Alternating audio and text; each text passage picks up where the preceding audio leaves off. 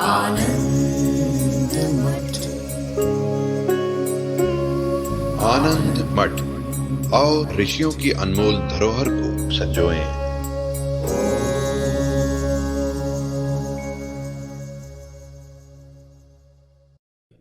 कोई व्यक्ति है जिसमें योग्यता है, अधिकारित्व है और प्रमाण भी है, लेकिन इन दोनों के बीच में संपर्क नहीं हो सकता है जब तक कोई सेतु बंध ना होवे।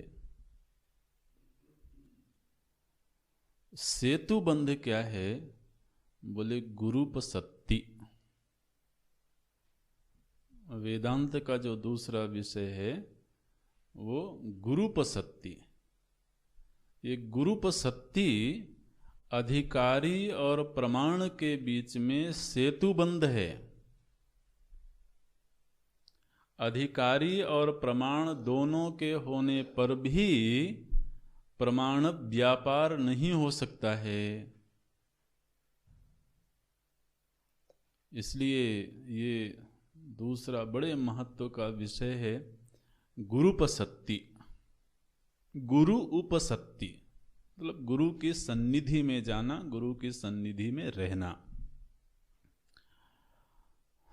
तो देखिए आगे बोलते हैं, अयम अधिकारी, यह जो अधिकारी है, कौन अधिकारी?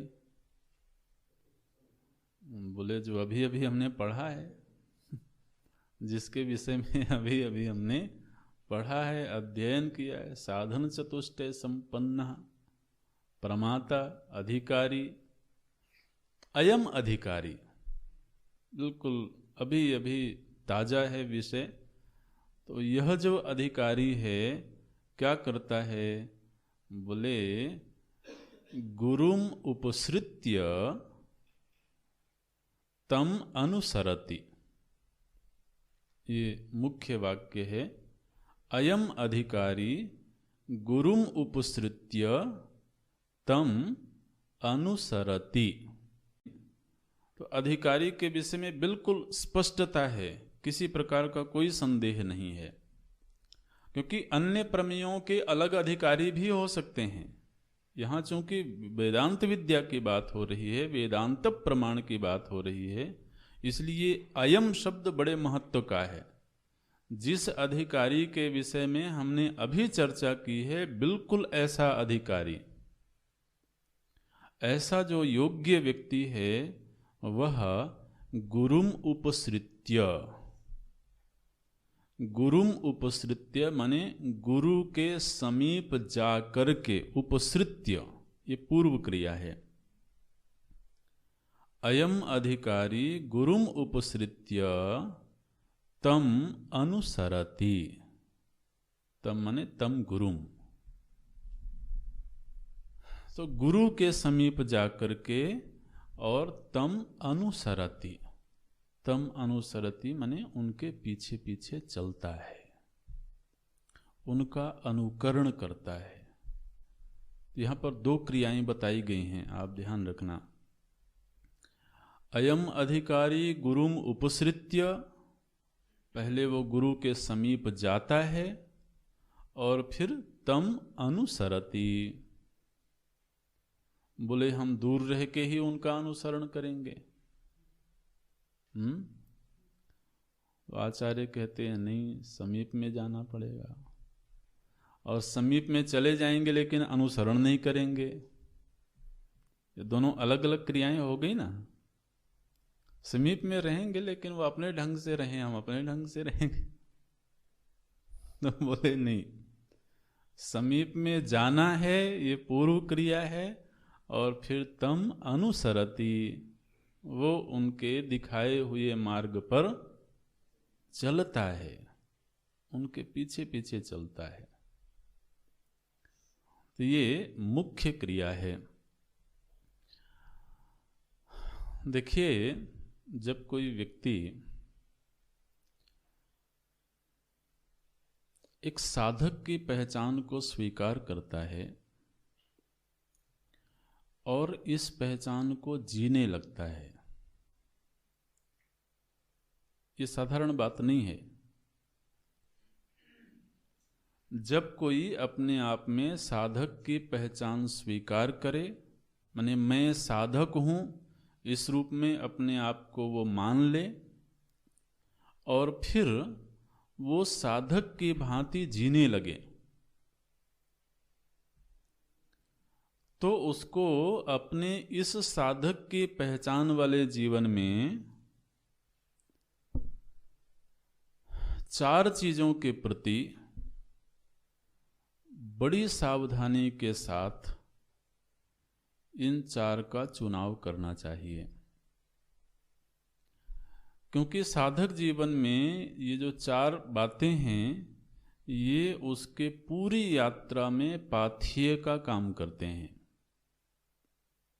इसलिए एक साधक की पहचान के नाते, एक साधक होने के नाते व्यक्ति को चार चीज़ों का चुनाव बड़ी सावधानी के साथ वक्त दे करके, अपने आप को वक्त दे करके चुनाव करना और चुनाव कर लेना।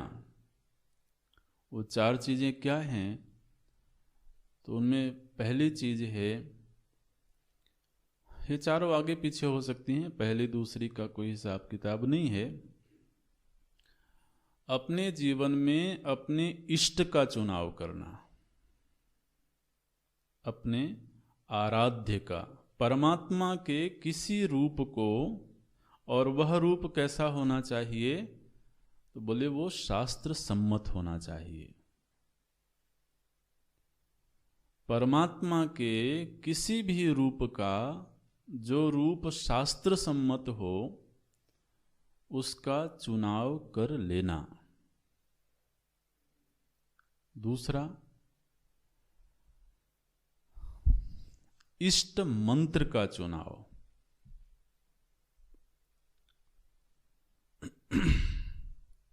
तीसरा, इष्ट नाम का चुनाव। नाम और मंत्र कई बार अलग अलग भी होते हैं और कई बार एक ही होता है।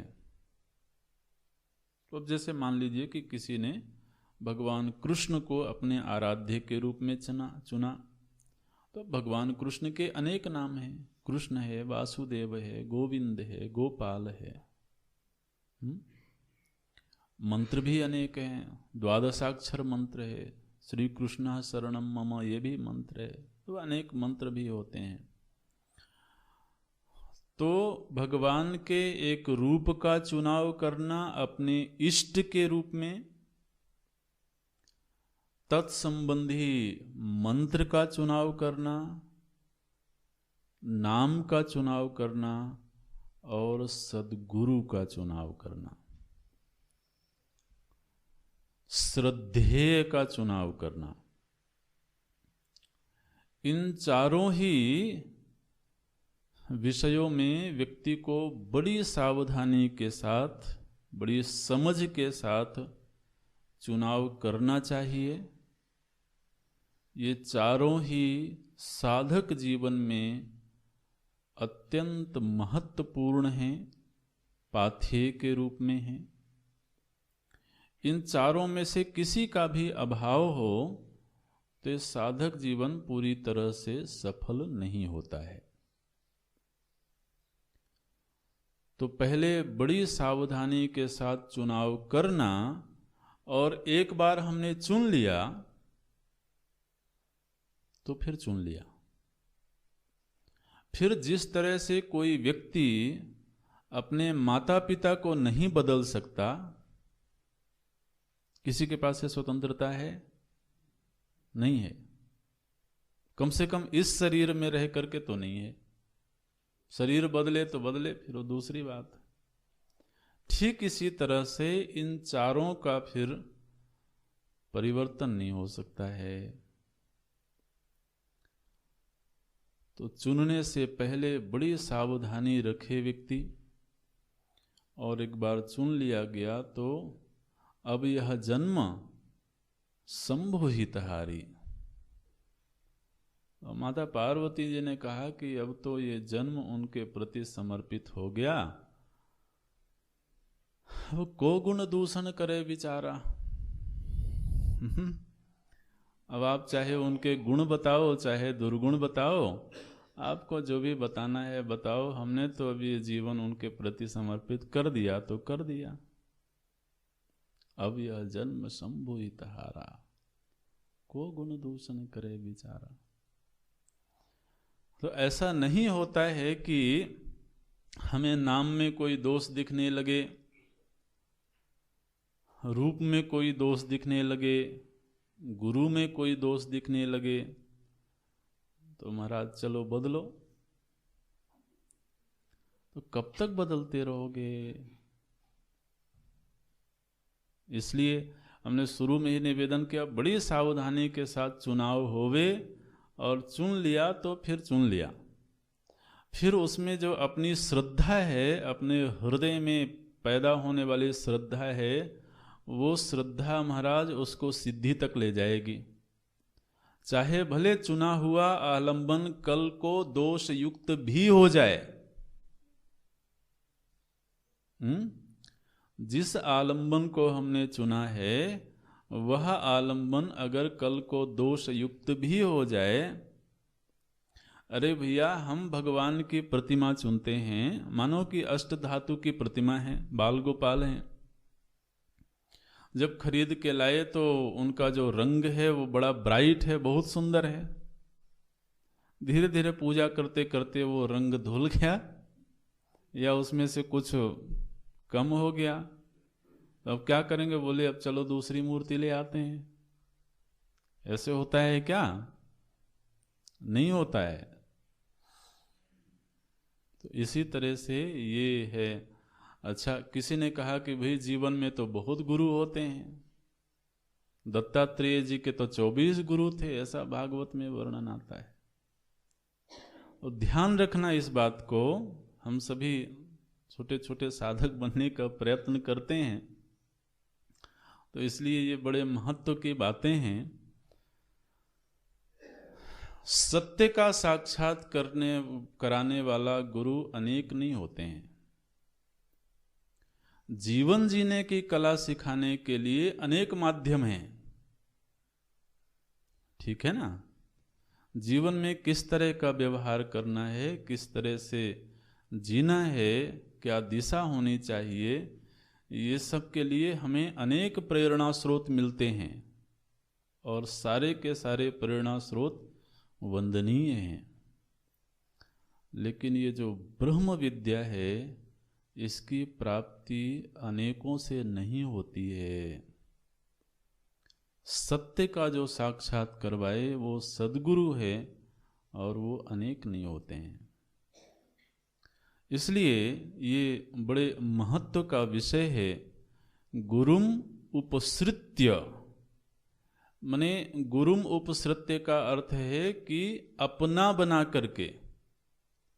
और यहाँ पर ध्यान रखना, जब हमने ये कहा कि चुनाव में सावधानी रखनी चाहिए, तो कोई इंस्टीट्यूशन इस बात का निर्धारण नहीं करेगा, कोई संस्था इस बात का निर्धारण नहीं करेगी। ये चारों ही विषय हैं, इनका चुनाव व्यक्ति का व्यक्तिगत अधिकार है और उसकी व्यक्तिगत स्वतंत्रता है। इसमें कोई संस्था, कोई परंपरा, कई जगहों पर देखा जाता है कोई पारिवारिक एक गुरु परंपरा होती है।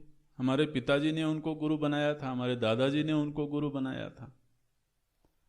नहीं नहीं, वो एक पारंपरिक व्यवस्था अलग चीज है।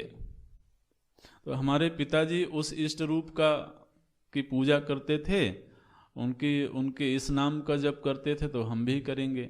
अब वो ठीक है, एक पारिवारिक परंपरा का निर्वहन करने के लिए ठीक है, लेकिन एक साधक के नाते तो फिर ये उसका व्यक्तिगत निर्णय होता है, और व्यक्तिगत निर्णय होना चाहिए।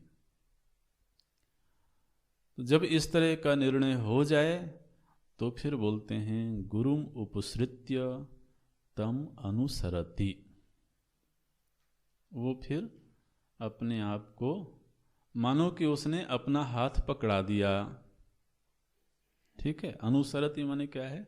जैसे माता चलती है ना तो अपने बच्चे की उंगली पकड़े रहती है, तो पीछे पीछे बच्चा भी चलता चला जाता है, ऐसे ही है। तो अनुसरति, वो फिर पीछे पीछे चलता है, उसको मार्ग दिखाते जाते हैं कि ऐसे ऐसे चलना है, और ऐसे वो चलता है महाराज।